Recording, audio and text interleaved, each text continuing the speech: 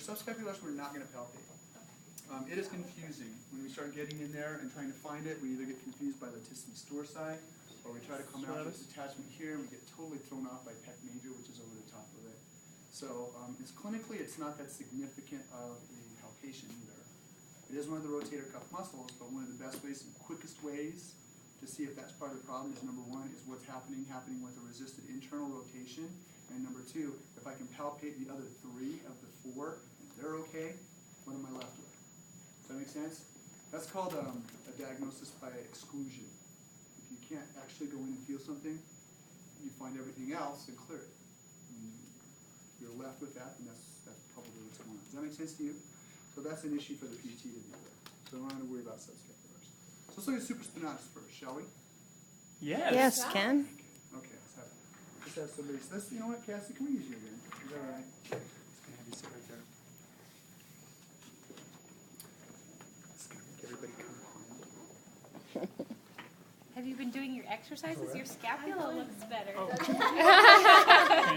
It looks less on weak. the paper, Your I was home- your confused about one of the AGP. muscles, like where it's labeled or whatever. It was on the scaption, and I think on the paper it says supraspinatus and posterior deltoid fibers. Yeah, that doesn't make sense to me. Shouldn't it be It should be anterior? Okay. Yeah. Okay. Posterior doesn't make sense to me. Right. I read that too.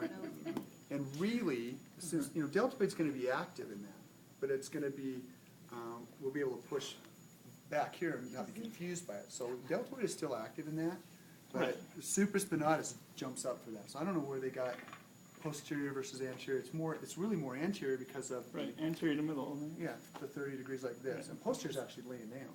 You can Right. feel it going. So I don't know why they wrote that. Okay. Okay? So we have a couple of options. One of them is to put Cassie in a scaption motion, which we can do.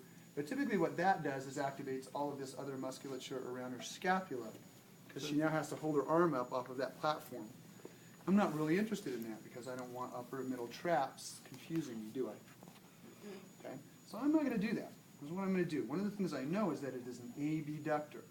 That it is an abductor in the first 30 degrees very powerfully of the motion, okay, for abduction. So I'm going to put it in this familiar hand in the small of the back position, all right? That does 2 things. Number 1, it lets me see or feel the spine of the scapula. That's where I'm going to start, right? So all I have to do is go up, superior to that, and then push deep. I'm pushing this out of the way, right? You can actually see upper traps is out of my way. I don't want to be confused by it. So I'm coming just over, curling my fingers just over that scapular spine, just like this. And all I'm going to do is take my hand in this position. I'm going to say, hold, don't let me push you. And I'm just going to offer a little bit of resistance and relax. See what happened to my fingers? You can see it underneath there. Okay, watch my fingers. Okay, hold. See them pop up and relax. And they go down. That's supraspinatus. I want to be more out towards the acromion than I do over here, okay? Because otherwise I'll slip off and then I'm over here in wrong ways. And levator's right there. That'll confuse me. That's one of his motions for elevator too. It is, in this position, right? And we're messing with that. We actually did this to try and get more of a downward rotation, but it's active. It's going to be active because it likes this internal or medial rotation of the scapula. Stay away from there. Right in here is your best shot at feeling it. And it'll just pop right up into your fingers and then just go down. So you don't really find borders of it or anything like that, but you do feel its activity.